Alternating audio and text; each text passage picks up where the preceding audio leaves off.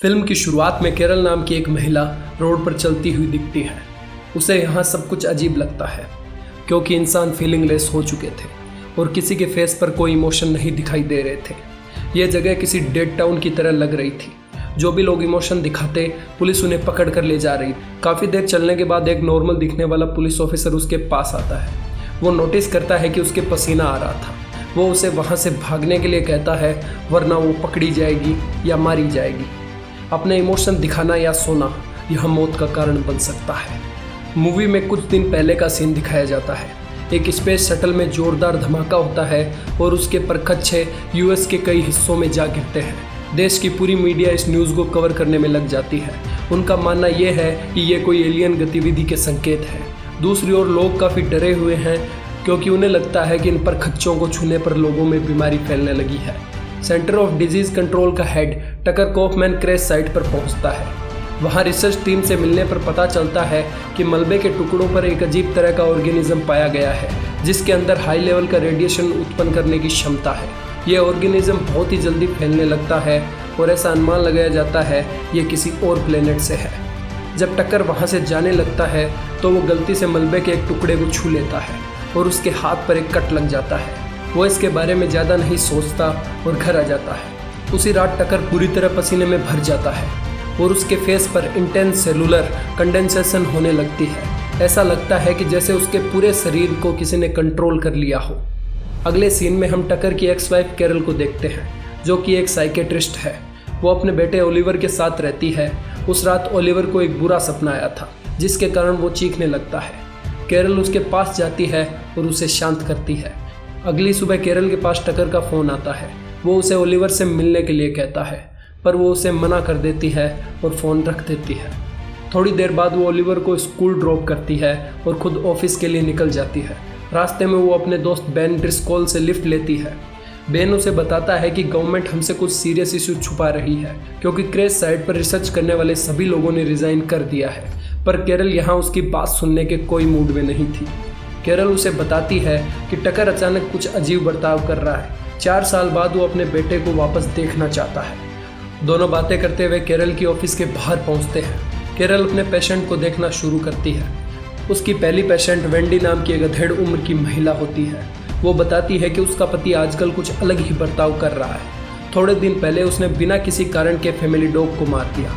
केरल को लगता है कि कुछ ना कुछ गलत हो रहा है पर वो एक बार के लिए पेशेंट की दवाइयाँ बदल देती है।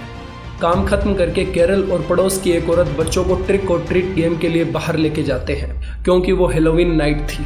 जब वो एक घर पहुंचते हैं तो एक फैमिली डॉग बच्चों पर भौंकने लगता है जैसे उसने कुछ महसूस किया हो। बच्चे जैसे ही वहाँ से निकलने लगते हैं तभी वो डॉग भागते हुए आता है और पैम के बेटे एंडी पर अटैक कर देता है। इस डरावनी स्थिति में वो लड़का बिल्कुल नहीं घबराता, उल्टा अपने दोनों हाथों से डॉग का जबड़ा पकड़ लेता है। इसके बाद बच्चों का ग्रुप केरल के घर आ जाता है। दोनों आपस में बात करती है तो पैम बताती है कि एंडी पिछले कुछ दिनों से काफ़ी अजीब बिहेव कर रहा है। ऐसा लगता है मानो वो अपने इमोशन खो चुका हो। केरल कहती है कि ये बच्चों के लिए नॉर्मल है। तभी दूसरे रूम से ओलिवर के चीखने की आवाज़ आती है। केरल वहाँ जाकर देखती है तो उसके हाथ पर कुछ अजीब तरह की चमड़ी जैसा कुछ लगा हुआ था। वो उसे सीधा ड्रिस्कोल के लैब लेकर जाती है जहाँ बेन का दोस्त और पॉपुलर साइंटिस्ट डॉक्टर गेलियानो अपना एक्सपेरिमेंट शुरू करते हैं। इसी समय एक अजीबोगरीब वायरस कंट्री में फैलने लगता है। रोज़ हज़ारों लोग मरने लगते हैं पर किसी को इसके कारण का पता नहीं चलता। देश की राजधानी में एक इमरजेंसी मीटिंग बुलाई जाती है जहाँ काफ़ी रिसर्च करने वाले मौजूद होते हैं। टकर बताता है कि नया वायरस बड़े पैमाने पर फैल रहा है। अगर इसके लिए कुछ नहीं किया गया तो देश भारी मंदी की चपेट में आ जाएगा। वहाँ कुछ लोग सॉल्यूशन के बारे में पूछते हैं तो टकर बताता है कि उन्हें बड़े पैमाने पर वैक्सीनेशन प्रोग्राम चलाना होगा। वहाँ कुछ इन्फेक्टेड वेटर चाय के अंदर उल्टियाँ कर देते हैं जो कि सब में बांटी जानी थी। उसी रात केरल वीकेंड स्पेंड करने के लिए ओलिवर को टकर के पास छोड़ने जाती है क्योंकि लीगली वो उसका बाप था। अचानक एक औरत भागते हुए केरल की गाड़ी के आगे आ जाती है और कहने लगती है कि कुछ बहुत बुरा होने वाला है। वो उससे कुछ पूछ पाती उससे पहले एक गाड़ी उस औरत को टक्कर मार देती है। तभी वहाँ पर पुलिस आ जाती है। केरल नीचे उतरकर बात करने की कोशिश करती है तो ऑफिसर उसे घर जाने को कहता है। यहाँ केरल को समझ आता है कि शहर में वाकई कुछ अजीब चल रहा है। ओलिवर को टकर के पास छोड़कर वो वहाँ से निकल जाती है। उसी रात केरल और ड्रिस्कोल एक पार्टी में आते हैं। जहां उनकी डॉक्टर बेलिसेक और उनकी वाइफ से बातचीत होते हैं। यहाँ डॉक्टर योरिस भी मौजूद होते हैं जो ह्यूमन नेचर की डार्क साइड के बारे में बातचीत करते हैं।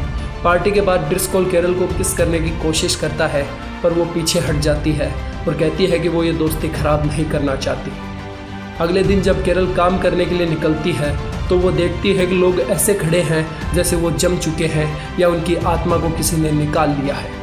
जब वो ऑफिस पहुंचती है तो उसे पता चलता है कि उसके सारे क्लाइंट्स ने अपॉइंटमेंट्स कैंसिल कर दी है।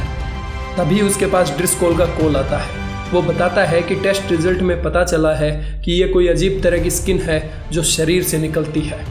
कैरल लैब पहुंचती है जहां डॉक्टर गेलियानो उसे बताता है कि ये स्किन ऐसे मोलेक्यूलर से बनी है जो शरीर में प्रवेश करके धीरे धीरे शरीर और दिमाग पर कब्जा करने लगते हैं। ये सोते समय पूरे शरीर को अपने नियंत्रण में कर लेते हैं। जब तक इस इन्फेक्शन का इलाज नहीं मिल जाता लोगों को सोने से बचना चाहिए। तभी लुडमिला का ड्रिस्कोल के पास कॉल आता है और वो बताती है कि डॉक्टर यूरिस कुछ अजीब व्यवहार करने लगे हैं। तीनों सीधे उनके घर पहुंचते हैं। वहां वो देखते हैं कि यूरिस की हालत बहुत ज़्यादा ख़राब हो चुकी थी। कैरल उसका वीडियो बनाने की कोशिश करती है, तभी वो आदमी किसी जानवर की तरह कैरल पर अटैक कर देता है। वो शख्स ज़मीन पर गिर जाता है और उसके मुंह से उल्टियाँ निकलने लगती है। थोड़ी देर तड़पने के बाद वो मर गया। यह सब देखकर कैरल डर जाती है और ओलिवर को लेने के लिए निकल पड़ती है। जब वो वहाँ पहुँचती है तो उसे टकर मिलता है और साथ में उसके कुछ दोस्त भी वहाँ मौजूद होते हैं। कैरल ओलिवर के बारे में चिंता करती है तो टकर कहता है कि वो अपने दोस्त के साथ खेल रहा है। कैरल को उस पर यकीन नहीं होता और वो ओलिवर को इधर उधर देखने लगती है। तभी टकर और उसके दोस्त कैरल को घेर लेते हैं। वो भागने की कोशिश करती है पर टकर उसे पकड़कर उसके मुंह पर उल्टी कर देता है। जैसे तैसे करके वो वहाँ से भागती है और गाड़ी तक पहुँच जाती है। वहाँ से भागने लगती है तो उसकी कार का एक्सीडेंट हो जाता है। कार से उतरकर कैरल भागती है तो उसके पीछे बहुत सारे लोग पड़ जाते हैं। वो भागकर एक ट्रेन में घुस जाती है। वहाँ सभी पैसेंजर की हालत उसके जैसी होती है। तभी उसके पास ओलिवर का मैसेज आता है। वो कहता है कि मम्मी प्लीज़ मुझे बचा लीजिए। ये देख कैरल रोने लगती है। एक पैसेंजर बताता है कि अपने इमोशन मत दिखाओ वरना वो लोग पहचान लेंगे। तभी कुछ इन्फेक्टेड लोग वहाँ आ जाते हैं और लोगों को भी इन्फेक्टेड करने लगते हैं। कैरल जैसे तैसे करके वहाँ से भाग जाती है।